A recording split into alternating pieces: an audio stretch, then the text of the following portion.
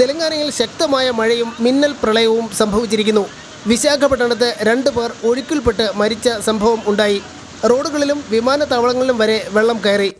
ഹൈദരാബാദിൽ അതിശക്തമായ മഴ ലഭിച്ചതോടെ നഗരം വെള്ളക്കെട്ടിലായിരുന്നു. പ്രളയ സമാന സാഹചര്യത്തിലൂടെയാണ് കഴിഞ്ഞ ദിവസം തലസ്ഥാനം കടന്നുപോയത്.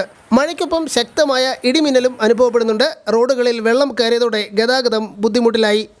രാവിലെ 8 വിമാന സർവീസുകൾ ഇന്നലെ റദ്ദാക്കിയിരുന്നു. തെലങ്കാനയ്ക്ക് പുറമെ ചെന്നൈയിലും മഹാരാഷ്ട്രയിലും വിവിധ സ്ഥലങ്ങളിൽ വെള്ളക്കെട്ട് രൂപപ്പെട്ടു. ചെന്നൈ നഗരത്തിൽ കനത്ത കാറ്റ് വീശുന്നതിൻ്റെ ദൃശ്യങ്ങളും കാണാം.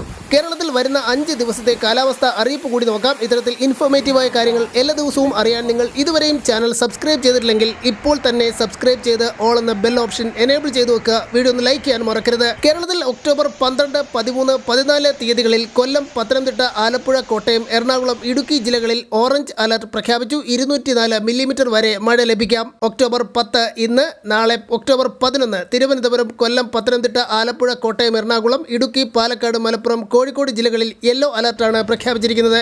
ഒക്ടോബർ 12, 13, 14 തീയതികളിൽ തിരുവനന്തപുരം, പാലക്കാട്, മലപ്പുറം, കോഴിക്കോട് ജില്ലകളിലും യെല്ലോ അലർട്ട് പ്രഖ്യാപിച്ചു. കേരള, ലക്ഷദ്വീപ്, കർണാടക തീരങ്ങളിൽ മത്സ്യബന്ധനത്തിന് തടസ്സമില്ല.